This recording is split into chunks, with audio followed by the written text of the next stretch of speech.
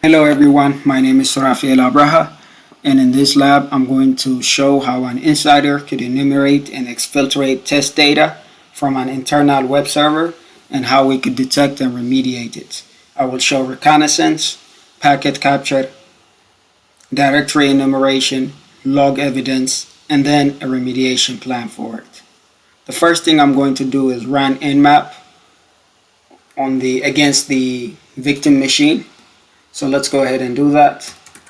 Nmap, I'm going to run the aggressive scan, and the IP address for my victim machine is 10.1.1.200.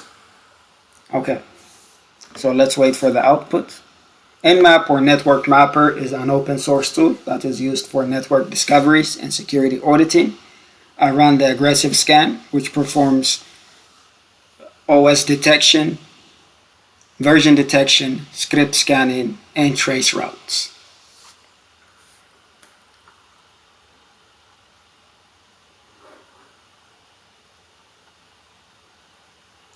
So from this output, we see that two ports are open, Telnet on port 23 and HTTP on port 80. The fact that Telnet is open is a vulnerability itself because Telnet is an unencrypted port. And we also see the packet server, which is outdated on version 2.4.41.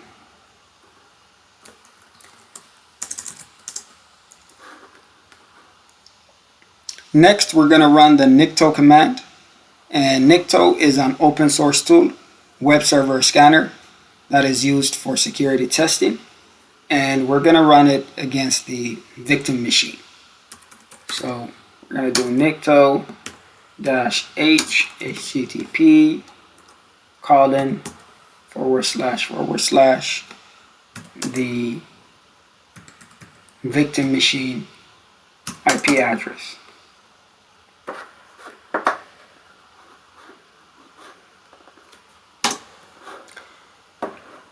And here we see an output that shows missing X frame options and X content type option headers.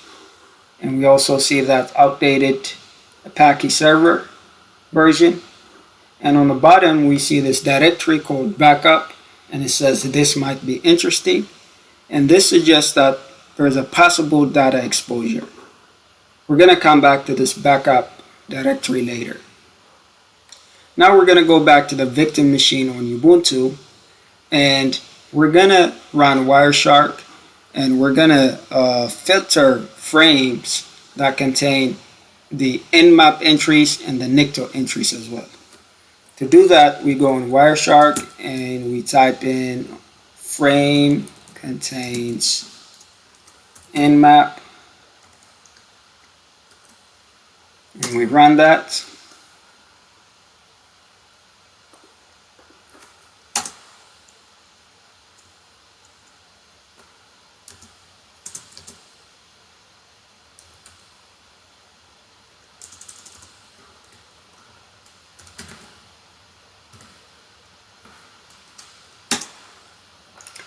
And there we see the HTTP probes from 10.1.1.25, which is the host machine, onto the 10.1.1.200, which is the victim machine.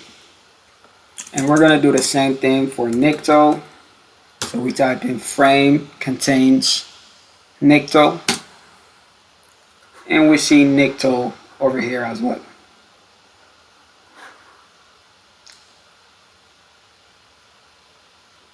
So now we're going to run the derp command, but before we do that, I'll go back to that backup directory and change the name or the account holder name on one of the credit cards onto my name.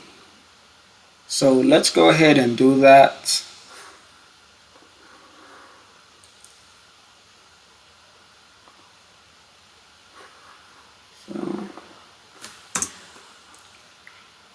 Rerun. I'm going to rerun Wireshark in this case. And and I'm going to open a new terminal, and I'm going to run that as a root sudo su into. Then we're going to go to that directory and we'll do cd var www/html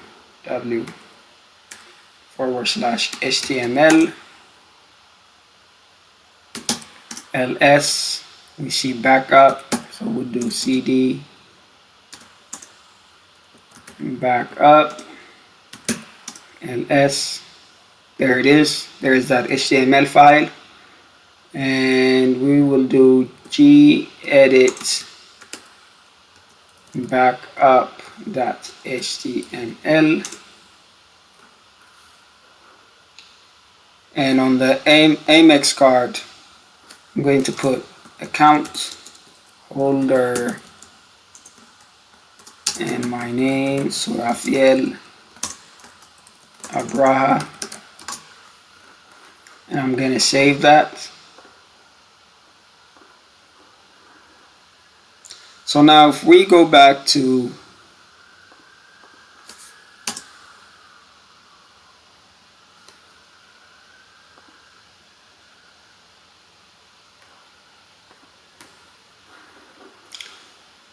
our host machine and we run the derp command against it,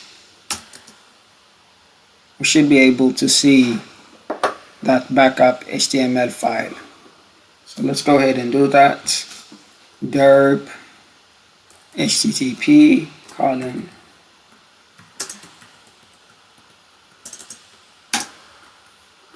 there it is. Browsing the backup directory shows that the backup.html file is available over HTTP without any authentication, and this is an evidence of misconfiguration and data exposure. So we'll go ahead and go to this link over here and open it. We're going to open that HTML file, and we see my name as the account holder for the card.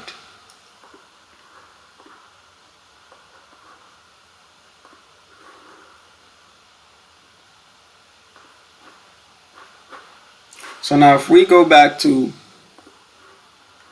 Wireshark and filter by HTTP,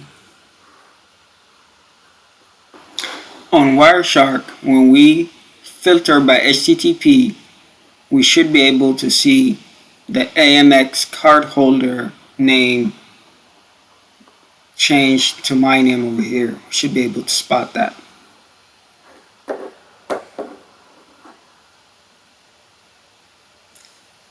So next we're going to go to the victim machine over here, and we're going to do some log analysis, and I'm going to use the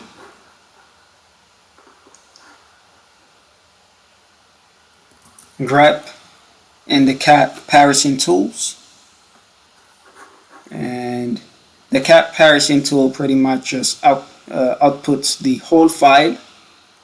So we're going to use the grep command line tool and to search for a specific text pattern within the file records or command outputs. In this case, I will search for nmap first. So let's go ahead and do cat var log pack.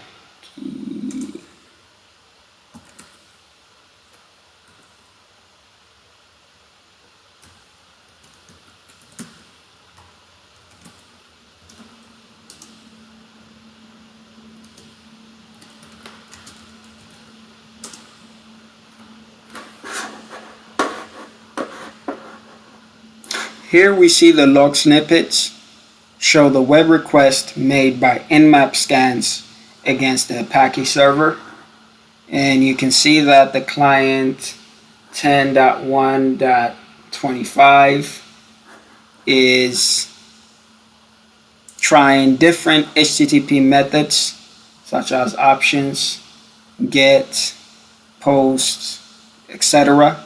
And it's requesting files like roots.txt and git head, which are of typical Nmap scripting engine when probing for vulnerabilities.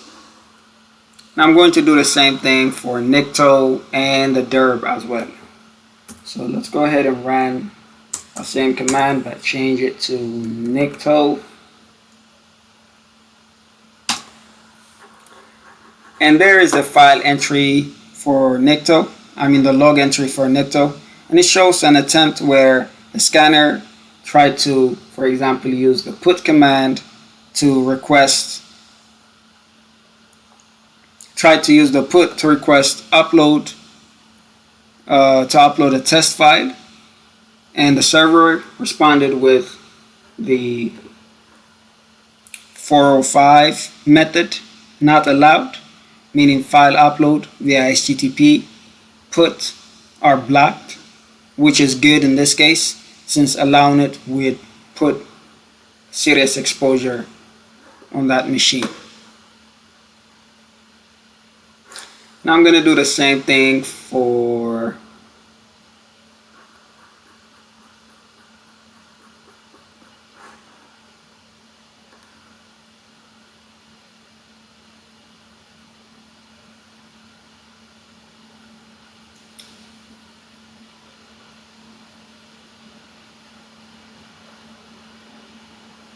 the derb command as well.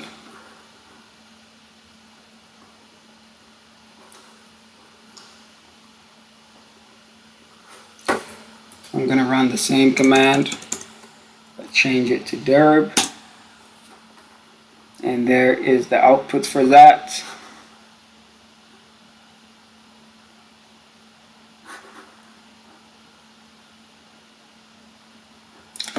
So in summary, the insider at 10.1.1.25 performs recon such as Nmap and scanning such as nicto, and enumerates with the derb, discovers a listable called backup, and browses the backup HTML file exposing test payment data.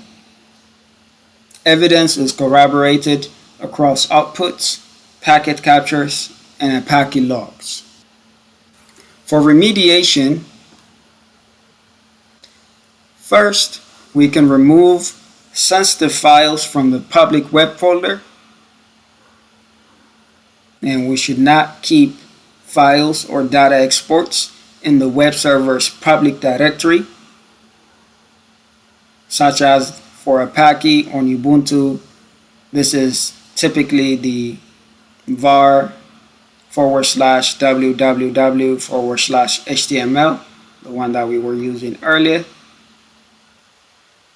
And we can turn off directory listing and lock down the backup directory path. We should also update the Apache HTTP protocol server and add protective headers.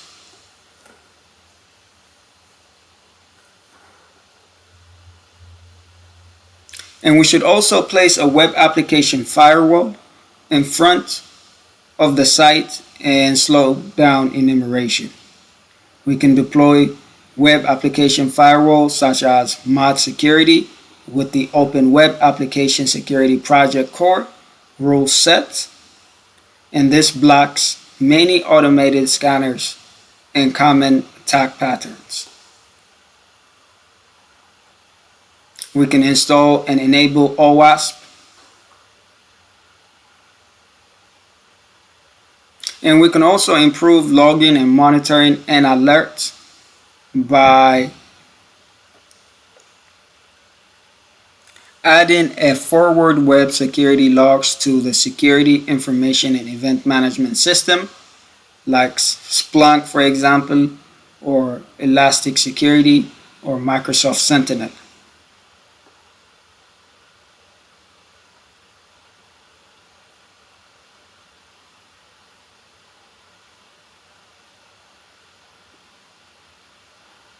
Last, we should be ready to respond to incidents, which means maintain a tested incident response plan and simple playbooks, run scheduled vulnerability scans, and access reviews. And lastly, test, backup, and restores so that you can recover cleanly after an incident. Thank you.